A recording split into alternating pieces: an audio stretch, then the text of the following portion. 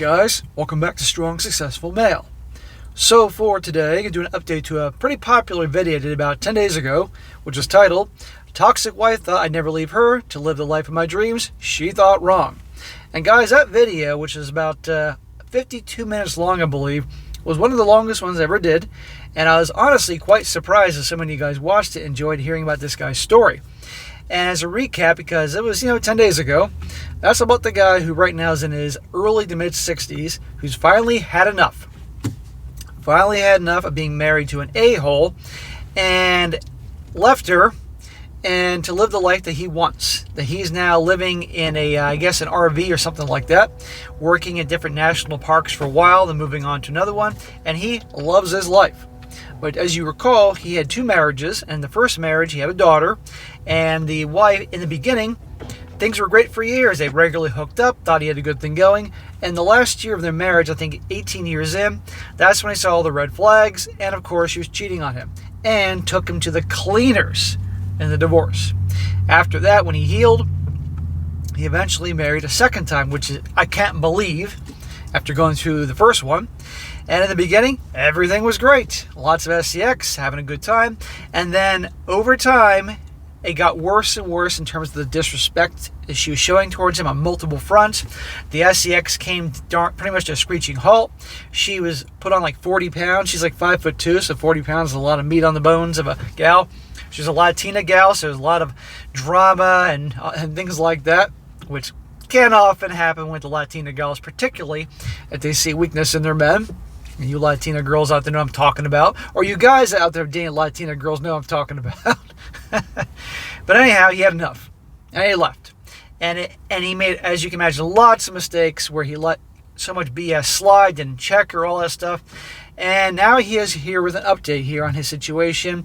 Not only an update where things are, but also responding to a lot of questions you guys had. And the best part, he writes down and shares with all of us guys the letter he writes to his ex, pretty much telling her that no more communication. Because a big problem I had where he left things off was, even though he divorced his ex, he felt bad about how he left things, and he still talks to her. And she's regularly trying to get him back, promising she'll change, things will be better, blah, blah, blah.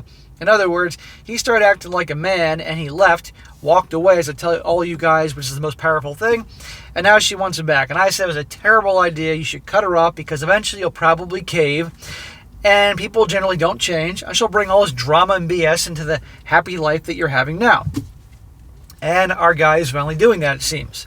So anyhow, guys, I'm going to go through this here. It's not as long as the previous story, but it's worth going over this.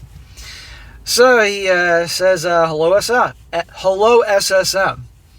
I was surprised when I saw my story being read on your channel. Thank you for reading it and wearing out your arms with the smacks. I deserved every single one of them. Well, I respect that you said that. I actually had a number of guys watch the video and give me shit that I was being too hard on you. And I thought I was treating you the same way as I treat every other guy that goes wrong and things and needs to hear it. I wouldn't be doing you a service or being a friend to you if I was just sugarcoating and letting shit slide. You gotta know. It's the only way guys learn. I also want to thank everyone who commented on the story. I deserved all the smacks and being called a pussy, blue-pilled, or worse. I needed that. I'm continuing to watch 2 or 3 of your videos each day and sometimes more. To me, it's like being in AA. I need a support group to keep from going back to the blue pill. A lot of guys have said something like that. You should watch either me or other good content providers, because there's a lot. I'm not the only game in town that can really help you. And it's like an SSM a day keeps the hoe bags away, or something like that. Or the RP a day keeps the hoe bags away. When I was watching you read my letter, I caught myself laughing several times. I was laughing at myself. It was good to be able to step back and analyze myself. The odd thing is, except for my marriages, I will not put up with anyone that crossed the line with me. If a friend or a coworker friend crossed the line and disrespected me, I ended the relationship with them immediately. I believe you, actually, because a lot of guys, I've known guys throughout my life, friends, that were guys. A man's man, you know what I'm talking about. But when it came to their wives or their girlfriends, they were as pee-whipped as can be. You couldn't believe it was the same guy. And it was because of the attachment they had to the woman. For whatever reason that attachment they had, and the fear of losing her or whatever, and they were totally pee-whipped, and it was amazing. I had other friends ask me if I would ever give the friend a second chance, and I'd say no. They crossed the line with me and I'm done with them. Even my own daughter crossed the line with me when she was an adult, and I called her out on it. I didn't speak with her for over a year until she apologized for her behavior. She is now back in my life, and we have a strong and close relationship once again. Well, good for you. I'm glad you laid down the law with your daughter and you didn't cave. I'm sure she was probably expecting you to reach out to her, but no, you didn't. And now you have a good relationship with her because she knows not to cross you. What I talk about here doesn't just involve women you're involved with romantically. It could be also women in your family, your sisters, your mothers, your female cousins, your daughters, female coworkers, or just people in general. By watching your channel, I believe why I let my wife walk over me is because I loved her too much and didn't want to lose her. That will never happen again. Hear that? I'm going to read that one more time.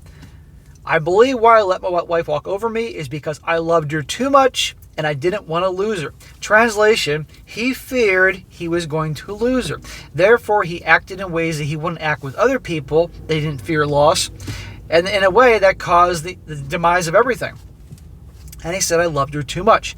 He was more into the relationship, the marriage, than she was, and therefore she had all the power.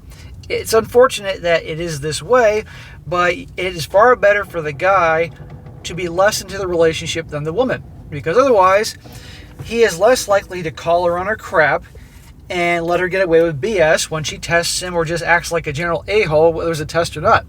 And women don't love guys they don't respect them. They don't respect you if you act like a doormat and a pushover. So the guys are so deeply in love.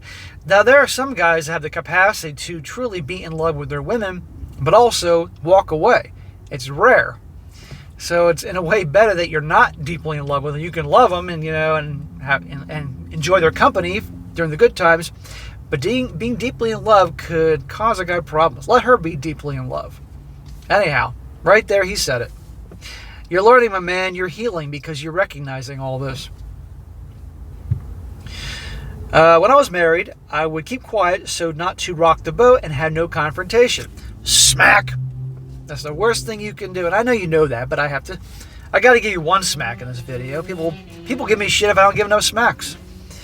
I know this was stupid. I was strong in other relationships and a P word when it came to my wife. However, by listening to you read my story and reading the comments, I had an epiphany. I'm a dog that might even be an insult to dogs. Here's my analogy of what I mean by being a dog in my marriage. What do most dogs do when the owner yells at them, smacks them, or even kicks them? The dog comes back to the owner, sits down, looks up at the owner with big eyes, maybe panting, and might even be wagging their tail, still wanting their owner to love them. Well, I will say it again, I was a dog, but I'll never be that one again. I need to understand my weakness so I do not fall into the trap again. Dude, that's a good analogy, and I like what you just said there. You need to know your weakness so you don't fall into the trap again. That is why I share these stories and point out where the guys are going wrong so the guy writing the story can see where they went wrong and they can begin to fix things. But if I am not direct and honest where they're going wrong and say it in a way that guys can understand, they're not going to fix themselves. So that's why I am very blunt and to the point, and those that have an issue with it, you can now understand why, and if you still have an issue with it, perhaps it's time to go find another channel instead of bitching at me in the comment section. That being said, I was talking to my older brother and telling him about my dog analogy, and he liked it. We've been getting a lot of laughs about it and making jokes about me being a dog. You can get sad, depressed, or angry about making mistakes you made. For me, it feels liberating to understand my faults and weaknesses. I gain power over my life when I understand how I behave. I take full responsibility for my actions. I'm the only one to blame for my weakness in the relationship. Wonderful. Dude, I'm so proud of you that you get it. Good. Because so many people just blame everybody else for their problems. Until you take ownership of your problems and recognize them, it's just going to keep happening. You, my friend, are evolving. I did want to respond to one generic comment. Some of the comments thought I gave 50% of my assets. That is not the case. Maybe 20% to 25% at most. Since my first divorce, I had been putting roughly 15% or more of my earnings into retirement each year. There was no way in hell I was going to give up on that. Not even a partial amount. I'd worked too hard to give that up. 20% was well worth the price to get out of the relationship and get my peace back. Well, there you go. And good for you for saying that over the years you were putting roughly 15% of your earnings into retirement. Good for you. One other thing, I will not marry again. Slim to no chance of being in a relationship and most likely not even date.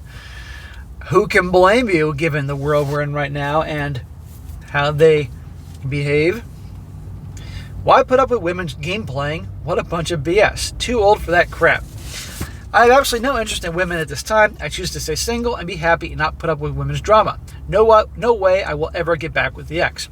Never get back with the ex, my man. I will track you down and smack the bejesus out of you. And I will find you, damn it.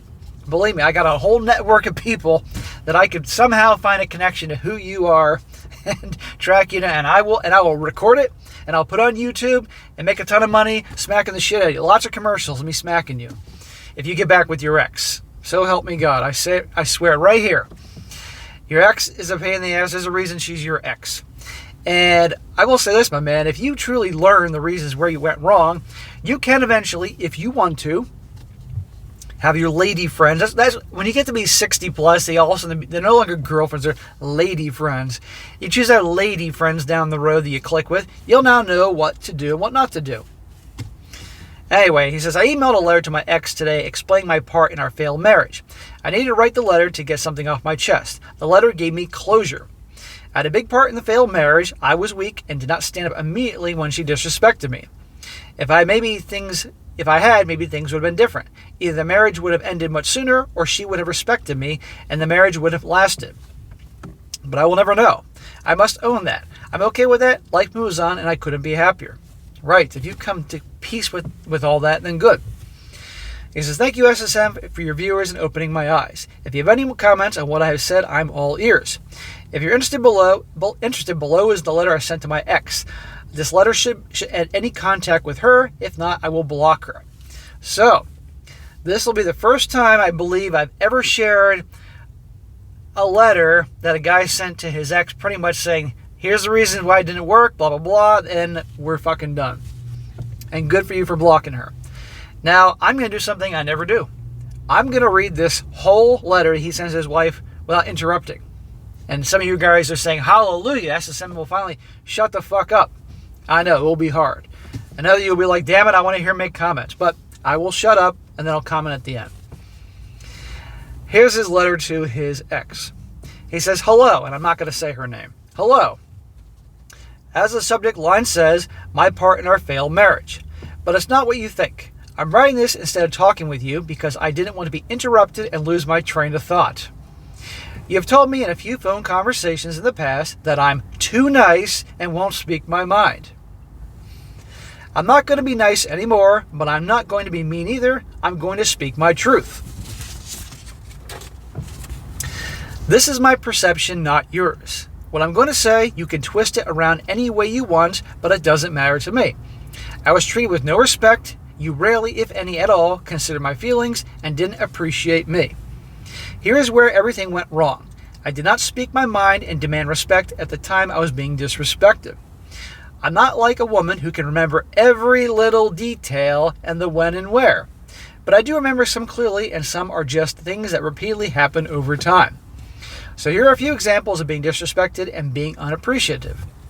How many times did I ask you and your daughter to speak English in front of me and when we were in the same room? You always said okay, but never did. This is on me. I should have called you out on it when it was happening, but I did not. Many times when I was trying to have a conversation with you in the living room, you'd be looking at your phone and not looking at me. When I asked you to put the phone down and look at me, you would be irritated with me. This just demonstrates that what I was saying meant nothing to you.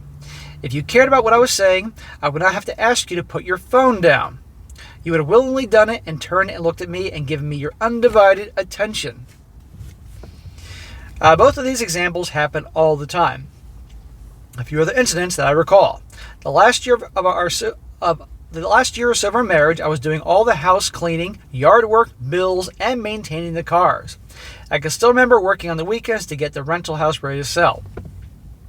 I was at the rental house and you called me asking when I'll be home. I told you, but I said when I got home I had to cut the grass. The next day you called me to ask when I was getting home.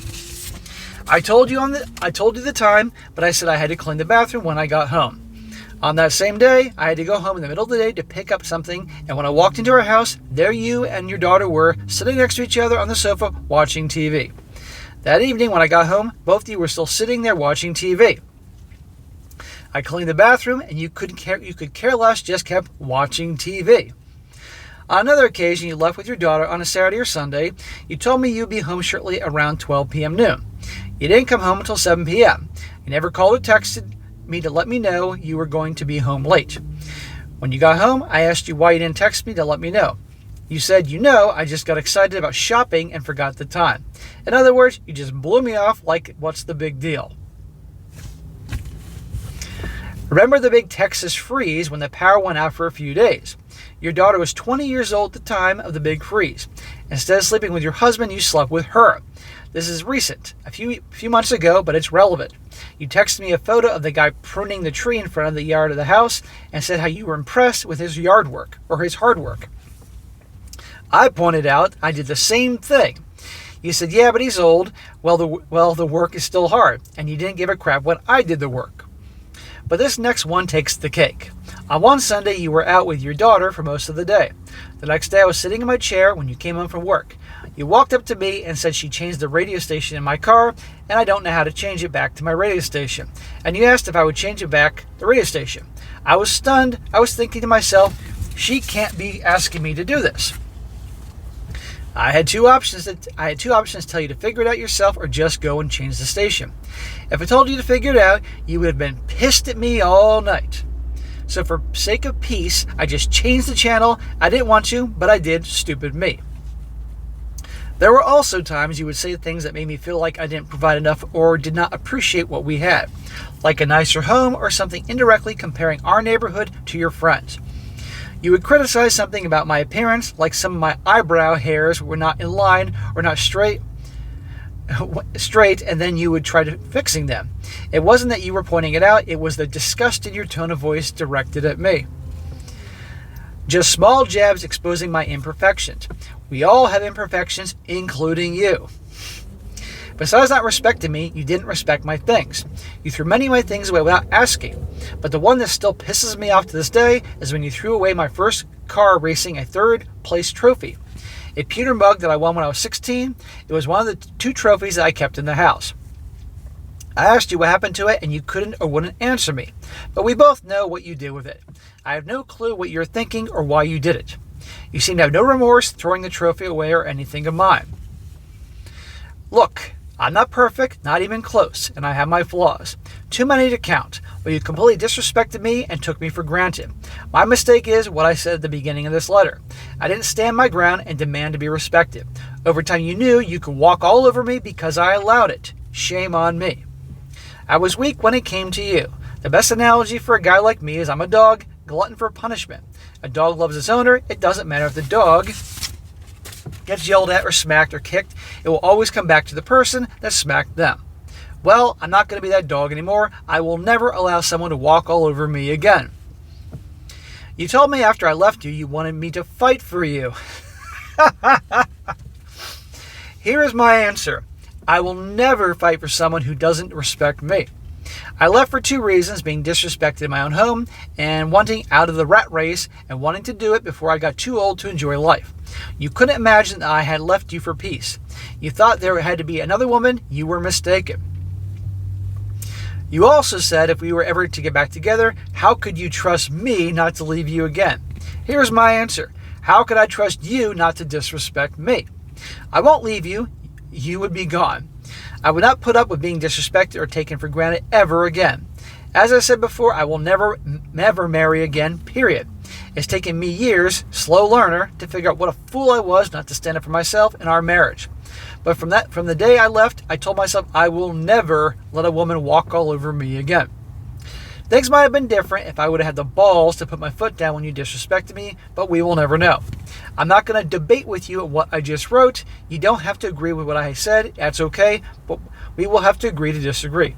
I love my life. I love my freedom. I love the peace and quiet, and I'm free of drama. Ben. Ben, that was a great fucking letter to her. And it was killing me not to comment along the way. In fact, it was so long I can't remember shit now. This is why I comment during the reading of the story. But notice in the beginning how he said that she said something to the effect of like, I guess, I can't even fucking remember now. This is why I interrupt stories. But the point is, great letter. And she obviously mentioned things along the way. I got to find this. This is important. Bear with me, gentlemen.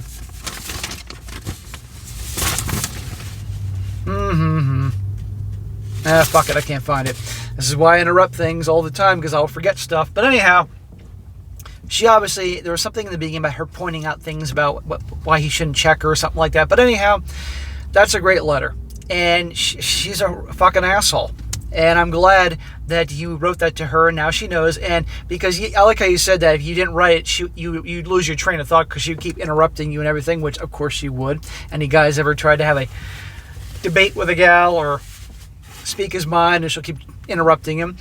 But that was very good. And how you put up with that shit for years is beyond me. But now you know. And I totally believe that you'll never, ever allow yourself to be in a situation like that again. And I guarantee you that she's going to read that and be pissed off and say a lot of bad language in Espanol, probably show her friends or whatever, but who cares? So please do me a favor and be serious when you're done with her and block her after this. You don't need her in your life. And she'll bring turmoil into your life. And I'm sure she's probably shocked that you're saying what you have to say. And it's good you remembered all those examples, because it's like this. I've had debates like this with gals pointing things out, girlfriends in the past. And it's like, if you have an issue with them and you, for whatever that may be, then they'll want examples. And if you can't provide examples, then they'll be like, you can't provide an example. But if you do provide examples, then they get pissed off at you saying, what, you were keeping track of everything I was doing wrong, so you can't win. But regardless, you kept track. She got some good examples, and there you go. Never-ending disrespect, lack of love. You didn't mention that she gained 40 pounds or the SCX came to a screeching halt, but that all came to disrespect. So, bro, that was very good, and I'm so happy you learned where you went wrong, and you didn't take it personally when I was giving you shit, although some people did. And I wish you the best. I think you're going to have a great time being on your own, traveling the country, and working in the different national parks. I think that could be a retirement plan for me, because I love national parks, and I love getting around. And that may be something I'll do in 20-some-odd years. But then again, I who knows what's going to come to me. I don't know what's going to happen tomorrow. But the odds are I'll always find some business I want to run, but maybe I can do it when I'm traveling about. I don't know. But anyhow, your idea for what you're doing in your life sounds pretty awesome to me, and a lot of people would love to do that and escape and just travel the country and be out in the wilderness away from the crazy world that we live in now. So good luck. And again, do not talk to her anymore. There's no reason to. And you get to have the last word with her, because I guarantee you never had the last word with her in your marriage. So anyway, guys, first time ever, I actually read something and interrupting it. And first time ever, you get to hear a guy's pretty much goodbye F you letter to his wife. I thought that was pretty good. All right, guys, that is it for today. Be sure to comment down below the notes thing about this. Give this guy a shout out. Give this guy a shout out. This guy really has done well, understanding, owning up to his mistakes. He's trying to correct them, and this guy's turning a new leaf. I'm really proud of him. Give him a shout out. And be sure to like the video, share it with your friends, and subscribe. And I'll catch you next time.